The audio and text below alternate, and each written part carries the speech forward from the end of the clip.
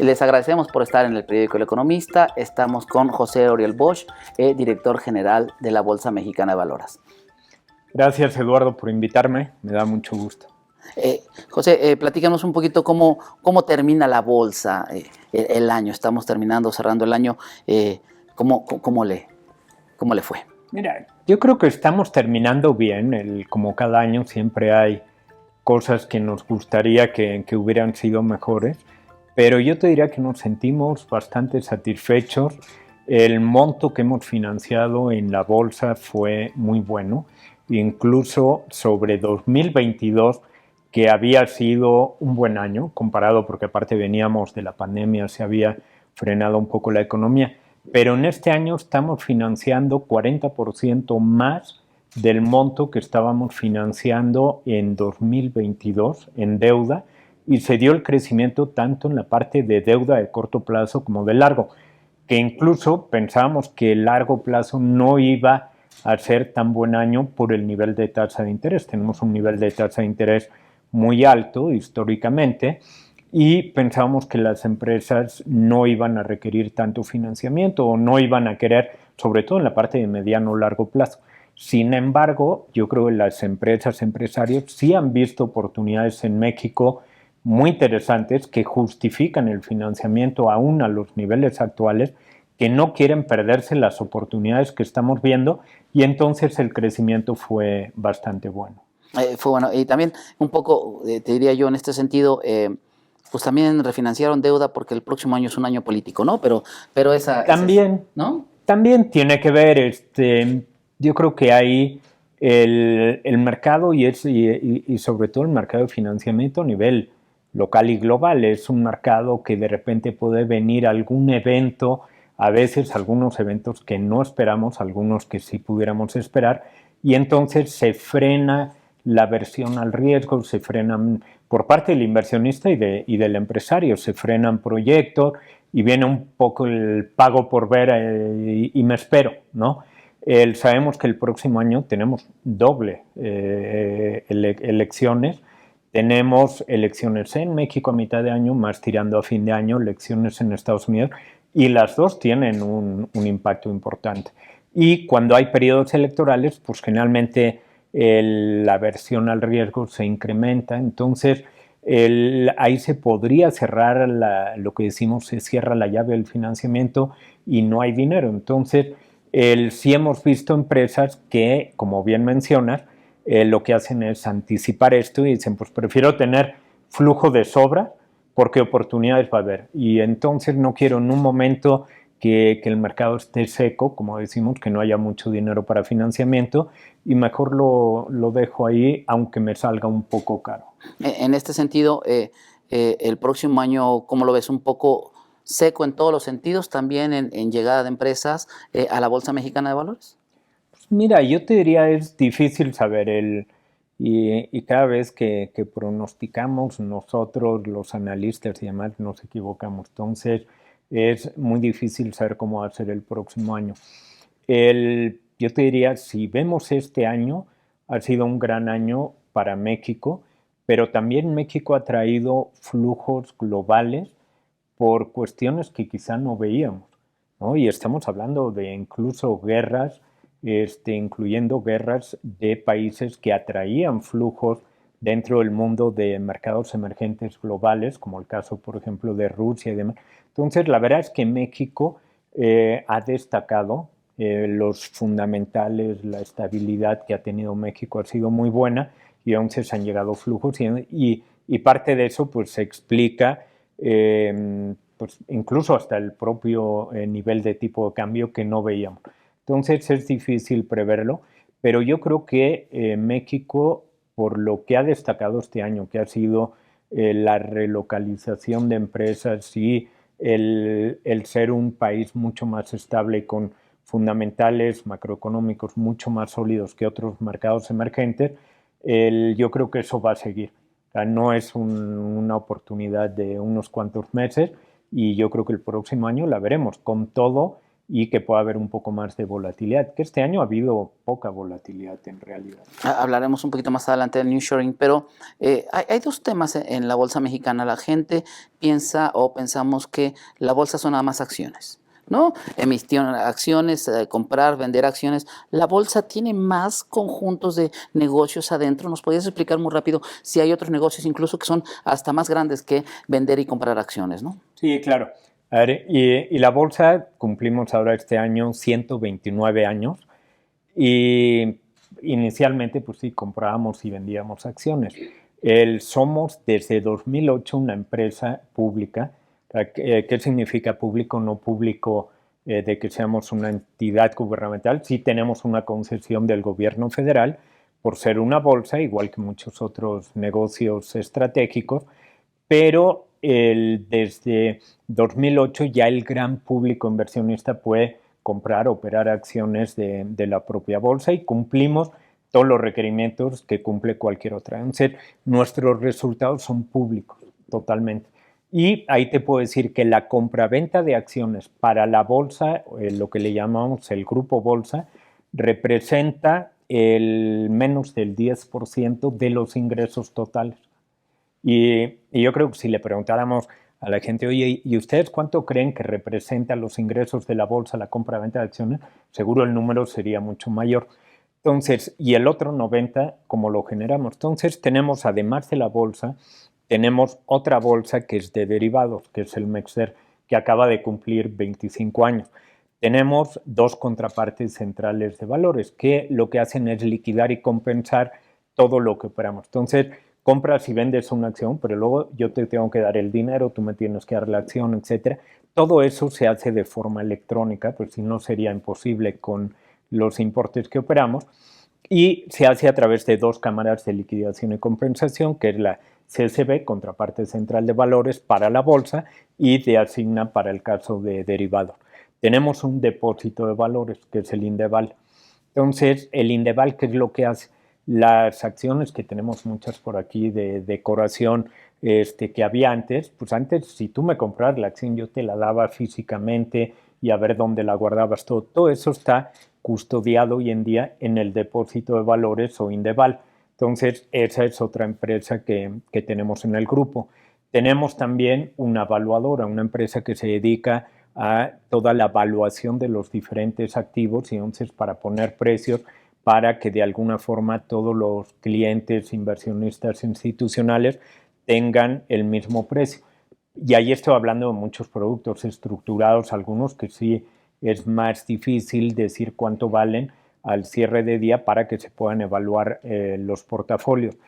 Tenemos también una empresa en donde tenemos un broker en donde tenemos una alianza con Tollett Privon ICAP, uno de los brokers más grandes del mundo, y ahí se opera todo lo que es over the counter, todo lo que no está listado, por ejemplo, títulos de gobierno, M-bonos, UDI-bonos, CETES, etcétera, todo eso se opera ahí. Entonces, es un grupo de empresas y yo te diría que un grupo bastante activo en todo lo que hacemos. Y eso representa el 100% de los ingresos que tenemos. El Indeval es el negocio más grande que tiene.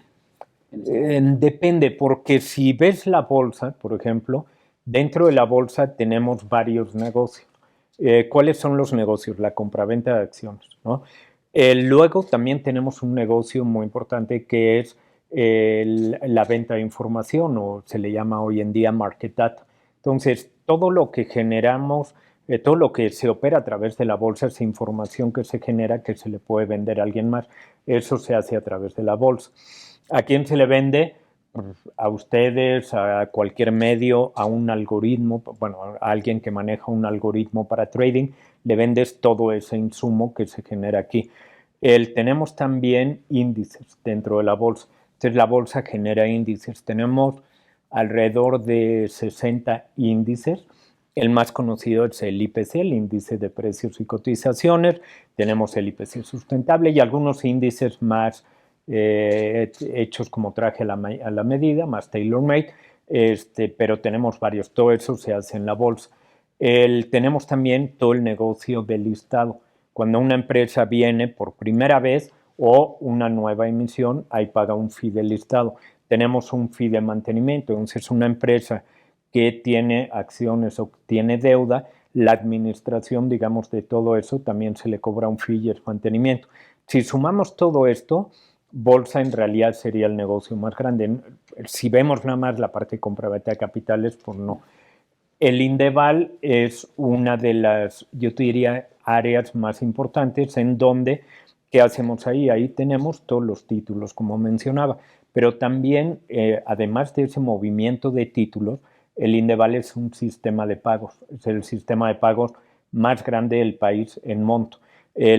Nada más que no es un sistema de pagos como el SPAY, que es un sistema de pagos para menudeo. El Indeval es para mayoreo, entonces todas las instituciones financieras, casas de bolsa, bancos, inversionistas institucionales como Afores, etcétera, se conectan al Indeval.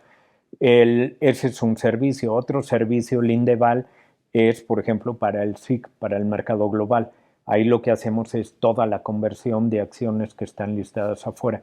Entonces, yo te diría que el resumen es que está padrísimo, está muy interesante la bolsa porque es muchísimas actividades muy variadas, muy complementarias y no solo es la compra-venta de acciones como lo fue hace 100 años. Hablemos de bolsa y para el auditorio, hablar de bolsa. Bolsa es un mercado, ¿no? En el que se venden y compran acciones y que todos estos elementos que tengo que decir. Pero también bolsa como emisora, ¿no? Bolsa que tú puedes invertir en la bolsa, ¿no? ¿Cómo te ha ido como emisora? Como emisora nos ha ido bien, como mencionaba, somos una emisora que hizo su IPO, en español, su oferta pública inicial en 2008, a mediados de 2008. Antes de 2008, los dueños, los accionistas de la bolsa eran las casas de bolsa. Hoy en día, la bolsa, aunque las casas de bolsa mantienen un porcentaje alrededor del 20%, el otro 80% está en el flotando, que le decimos, en el gran público inversionista, en donde hay clientes de todo tipo y es información pública. Entonces, podemos ver que hay fondos tanto extranjeros como locales como inversionistas individuales. Nos ha ido bien, ha tenido la bolsa un buen crecimiento. Hasta 2022, y hablando por los 8 años completos que llevo yo aquí, de 2015 a 2022, cada uno de estos años había sido hasta ahora récord de ingresos, récord de utilidad neta, récord de margen de EBITDA, récord operativo. Entonces, hemos tenido un muy buen track record. O sea, eres bueno en tu chamba. Pues digamos que tengo buen equipo. Tengo buen equipo, es una buena institución, es un buen nombre y también es una institución en donde no solo han crecido los ingresos, sino que también hemos bajado inicialmente y mantenido y siendo muy disciplinados en la parte de gasto. Y ahí nos ha ayudado la tecnología. Entonces, la bolsa, pues en sus orígenes no había tecnología, ¿no? En sus orígenes la bolsa pues era la compraventa de acciones y intercambio. Papeles, Sí, o sea, de papelitos, ¿no? Claro. Y todo. Es más, hasta no hace mucho tiempo, hasta enero de 1999, en la bolsa, aquí abajo, en el piso remate, se operaba de viva voz. O sea, se cambiaban papelitos todavía y gritos y todo como en las películas. Hoy en día pues está mucho más aburrido, pero no ves ningún ruido, todo se ve muy tranquilo, pero todo eso va pasando por cables, ¿no? Y la operación que tenemos hoy en día es muchísimo mayor a la que teníamos cuando era de papelitos. Entonces, hoy en día yo te diría que nos hemos vuelto una empresa no necesariamente tecnológica, porque no vendemos tecnología, pero totalmente dependiente de la tecnología y yo te diría ¿no? que cada vez más, exactamente. Imagínate que tenemos un PAI y la mitad de las operaciones en el mercado accionario son de venta de acciones de empresas mexicanas, ¿no? Y la otra mitad es venta de empresas extranjeras. Estoy llamando el Sistema Internacional de Cotizaciones. ¿Cómo nos va vendiendo títulos de empresas de otros países? ¿A la gente le gusta? ¿Qué tanto porcentaje de las operaciones en bolsa en el mercado de venta y compra de acciones es este mercado?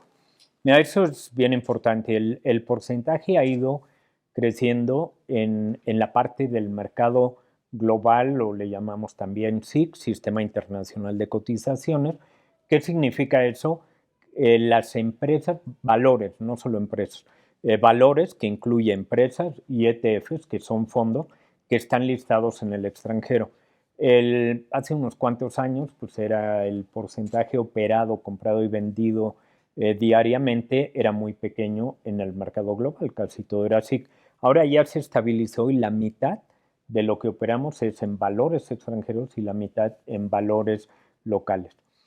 ¿Cómo nos ha ido? Yo te diría bien, porque, a ver, para entender la bolsa o qué hace la bolsa, nosotros somos un intermediario, un facilitador. Entonces, en cierta forma, nuestro trabajo pues, es fácil. Lo que tenemos que hacer es poner en contacto la oferta y la demanda, poner la tecnología, la infraestructura, los productos, las reglas, trabajar obviamente con autoridades financieras, etcétera, para que ese intercambio de recursos se dé.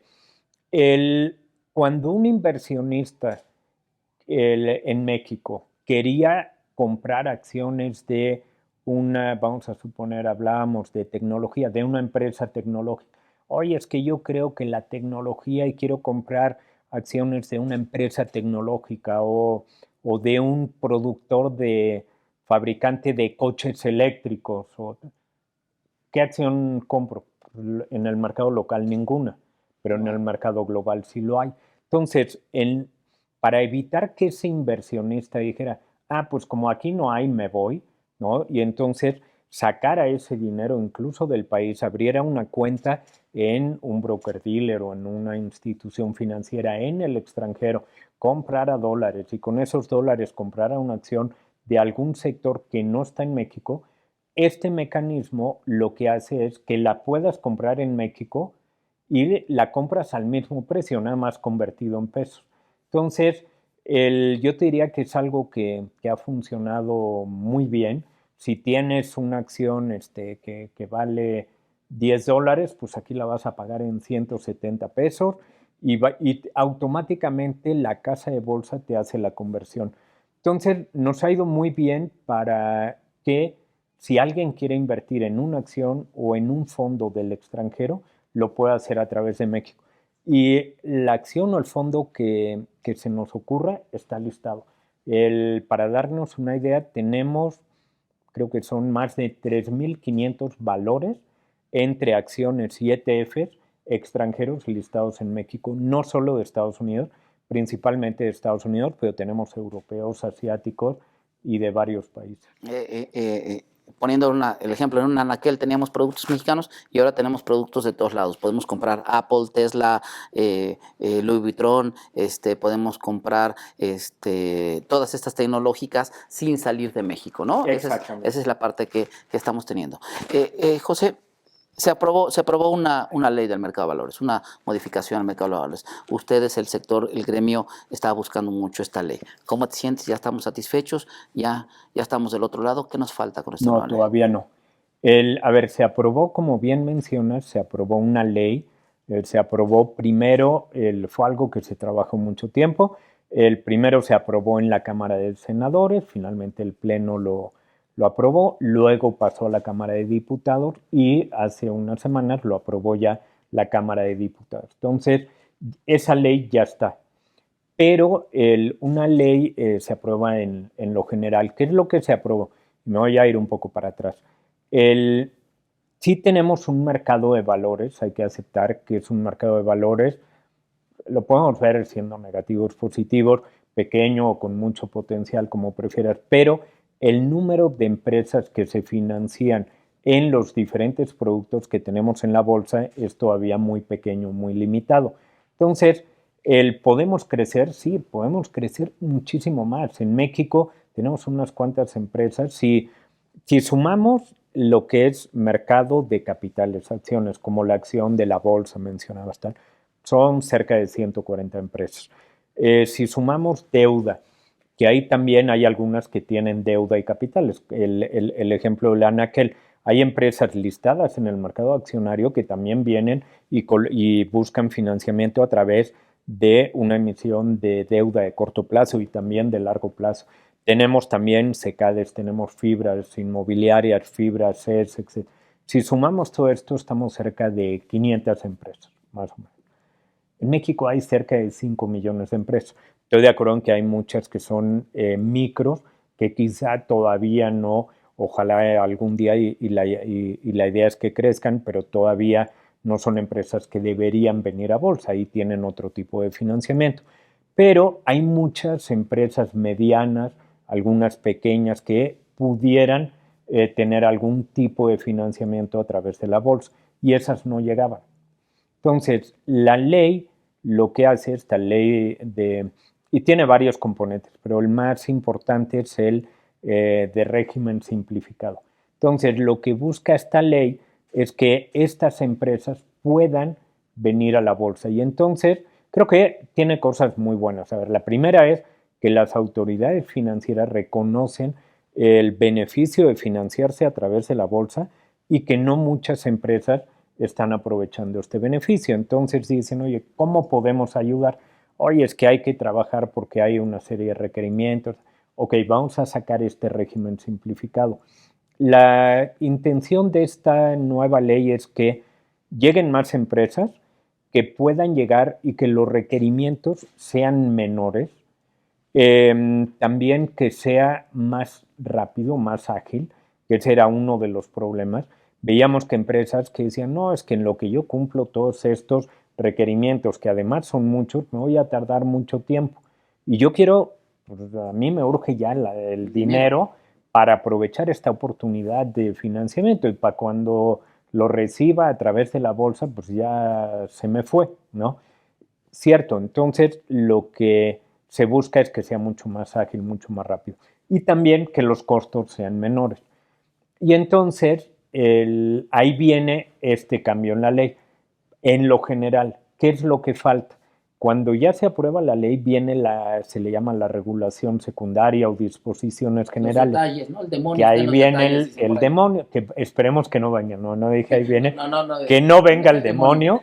Pero ahí viene el dicho, eso sí, el dicho que el diablo está en los detalles. Entonces hay que cuidar muchísimo esos detalles para que no haya en la regulación secundaria, no vaya a haber algo que frene, digamos, o que pueda opacar la buena intención que hay en la ley.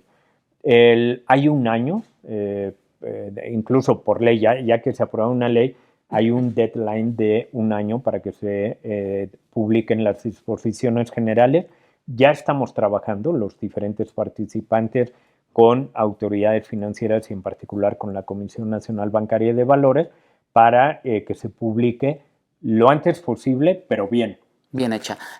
Finalmente, José Ariel Bosch, haznos un comparativo breve de el mercado de Estados Unidos. Vemos en las películas, mencionadas hace rato unas películas, un comparativo de cuántas empresas llegan a Estados Unidos y cuántas llegan a México. Decías entre deuda y acciones aquí 500 de más de 5 millones de empresas. En Estados Unidos, ¿cuántas empresas habrá listadas? Mira, es muy distinto, pero también, bueno, a ver, voy a empezar por la parte del inversionista, porque te decía que aquí somos un negocio de oferta-demanda. ¿Qué es primero, huevo, gallina? En mi opinión, lo primero es el inversionista. Entonces, si no hay inversionista, no hay más empresas. ¿Por qué? Porque el inversionista a la hora que es un poco el que paga, manda, el que pone el dinero es el que va a atraer a nuevas empresas. La empresa, cualquier empresa, para que haya, para llevar a cabo un proyecto, el que se te ocurra, grande, pequeño y tal, requiere financiamiento, requiere dinero. Entonces, si la empresa ve que aquí hay dinero, pues la empresa va a voltear a ver el mercado.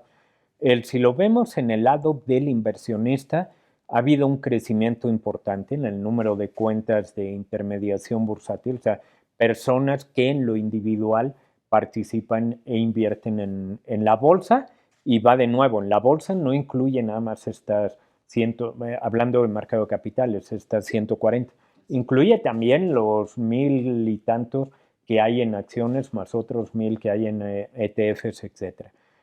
Pero aún así el número de cuentas y con toda la tecnología, aplicaciones, algunas casas de bolsa que en lo particular han estado muy activas. No llegamos, si lo vemos en porcentaje de la población adulta, no llegamos al 5% de la población O adulta. sea, 5% de los mexicanos invierten en bolsa. Exactamente. De forma directa, porque puede haber de forma indirecta, ¿no? Pero ese ya es otro tema. Por ejemplo, si tú inviertes en tu Afore y hay alrededor de, creo que son 70 millones de aforados que invierten en bolsa a través de Afores, pero ni se enteran. Alguien más toma la decisión. O sea, digamos que ellos deciden yo compro o vendo este o tal o cual valor, ¿no? 5%. Si lo vemos en Estados Unidos y lo ponemos ahora sí apples to apples, estamos hablando del 60%. 60% de la población en Estados Unidos invierte en bolsa. ¿Qué es lo que falta ahí? Pues hay muchos temas, pero el primero yo te diría cultura, educación financiera, confianza en las instituciones, sobre todo en las bolsas, conocer el mercado y tener dinero también. O sea, también hay un tema de cuál es el ingreso, el GDP per cápita en un país, en otro. O sea, también parte de la población, si tú llegas, oye, invierte en bolsa, te va a decir, déjame cubrir mis necesidades primarias y luego ya hablamos de invertir. Pero bueno, pero yo creo que sí hay que aprovechar y tenemos, ahora viendo el potencial, tenemos además de la tecnología, la demografía. Entonces tenemos mucha gente joven con ganas de invertir, gente joven que lo que está buscando, que entiende que tiene más cultura financiera, aunque, y ahí es un tema también muy largo, ¿no? Quizá no para ahora, pero en Estados Unidos también les enseñan desde la educación básica y todo a invertir, aquí no. Entonces aquí tienes no mucha gente creo que sabe lo que es, por ejemplo, una tasa real y te dice, oye, es que estoy feliz y tengo mi dinero abajo del colchón o en una inversión que me paga el 2%, oye, pues sí, pero perdiste lana, ¿no? Gástatela. Entonces, 5 contra 50, ¿no? ¿Y empresas? No, todavía no. Ahora voy a ir a otro que es bien, un intermediario muy importante, que son las casas de bolsa. Una persona no viene a invertir directamente a la bolsa, ¿no? Si tú, Eduardo, quieres comprar y vender acciones, vas a una casa de bolsa. Entonces, ¿cuántas casas de bolsa hay en México? Y el número sigue siendo el mismo que hemos tenido por las últimas décadas y es más o menos como de 30 casas de bolsa. Si comparamos cuántos broker dealers o equivalente en Estados Unidos, creo que el número es cercano a 8,000. Entonces ahí también tenemos un problema. O sea, tenemos los intermediarios que son los que distribuyen, que abren las cuentas, que promueven, etcétera. Pues aquí seguimos con las mismas 30 y con el mismo modelo que no ha evolucionado en las últimas décadas. En Estados Unidos, que mencionas, pues hay varios modelos de broker dealers y tendrás unos muy grandes, pequeños, enfocados en diferentes sectores y demás. Si nos vamos al mercado accionario, ahí tenemos también es más, otro intermediario, que son las bolsas. En Estados Unidos hay varias bolsas, pero las bolsas en Estados Unidos son bolsas que son diferenciadas. Entonces, tienes, por ejemplo, el New York Stock Exchange, que son, digamos que es las emisoras que están y son las más parecidas a la estructura que tenemos aquí en el sector industrial y demás, empresas con muchos años. Pero tienes otra, por ejemplo, como es el Nasdaq, que son empresas más tecnológicas, más disruptivas, más nuevas, ¿no? Y ahí tienes una serie de bolsas y cada una tiene su diferenciador. En México no tenemos esto. Entonces, ¿y qué me falta? El número de empresas. Si nos vamos al número de empresas en capitales, deuda es distinto porque en deuda el modelo en Estados Unidos no necesariamente tiene que listarse a través de una bolsa para que lo pueda comprar un institucional, etcétera. Pero si vemos el número de empresas capitales, vuelvo a las 140, estamos hablando de que en Estados Unidos es 20 veces más grande y depende. 20 veces más grande. Hablabas hace un momento de demografía, los chavos que toman el celular y que ya pueden abrir una cuenta en el celular y todo esto, ¿les recomendarías que inviertan en acciones en la bolsa y que en 10, 20 años te van a agradecer que les hayas dado ese consejo? Mira, yo creo que sí. Ahora, hay que ver para qué quieres ese dinero, esos recursos. Si tú me dices, oye, lo voy a necesitar dentro de unos meses y tengo un pago ya comprometido y todo, pues no lo hagas, ¿no? Y menos ahora que tenemos un nivel de tasa de interés muy atractivo. Yo creo que lo importante es que la gente invierta. Y vuelvo al tema del dinero abajo del colchón. O sea, suena a broma, pero el porcentaje de ahorro que no va a inversión productiva es muy grande. ¿Y cuál es la diferencia? El ahorro yo lo pongo abajo del colchón, no crece y todo. Pero aparte de que no me hago un favor a mí mismo, no le hago un favor al país, a la economía, a la sociedad. ¿Por qué? Porque si yo lo invierto en CETES, pues estoy ayudando a algún proyecto de financiamiento del gobierno federal. Si lo invierto en títulos de deuda, acciones de una emisora, ese dinero pues va a ir a algún tipo de proyecto y ese proyecto, el que sea, pues va a ayudar a que haya generación de empleo, crecimiento, bienestar social, etc. Esa es la parte, yo te diría, más bonita de nuestro negocio. Entonces, hay que invertir, sí. ¿En qué? Dependiendo de las necesidades de cada quien. Ahora, en las bolsas de valores en el mundo está demostrado que la inversión en capitales pues, es una empresa.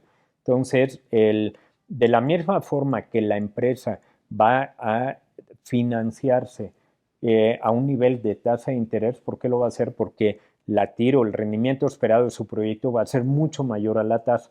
Ahora, inmediatamente no, pues todo tiene un periodo de maduración, etcétera. Entonces, y puede haber un periodo de volatilidad, pueden venir elecciones, pueden venir temas, por ejemplo, pandemias que nadie veía venir, etcétera. Entonces puede haber ajustes en los mercados. Si viéramos una gráfica del IPC de la bolsa, el que aparte de ahí ya hasta puedes invertir en el IPC, hay un fondo, NAFTRAC, de hecho hay varios, en donde tú puedes replicar ese índice que son las 35 más representativas y demás. O sea, puedes ser un inversionista que alguien más experto te haga la chamba y reglas, entran unas, salen otras. Si vemos el IPC en el largo plazo, el rendimiento ha sido muy bueno. Y siempre tienes una corrección, como tuvimos en la pandemia, pues se fue el índice, ya no me acuerdo, pero de 45,000 llegó a tocar 33,000 puntos en marzo del 2020 y de ahí se recuperó. Ya estamos en 54,000, arriba de 54,000 puntos. Tuvimos correcciones, no sé, en todas las crisis ha habido correcciones, pero la recuperación siempre es buena. Entonces, si el próximo año hay un periodo de alta volatilidad y todo, y los fundamentales, todo sigue haciendo sentido y las empresas siguen siendo rentables, todo, pues es momento de invertir. Ahí les queda el consejo de José Oriol Bosch, director general de la Bolsa Mexicana. Saquen su dinero del colchón, por favor, inviértanlo y la bolsa es una opción. ¿No, José? Muchas gracias. Exactamente, al contrario. A ti, Eduardo, gracias a ustedes.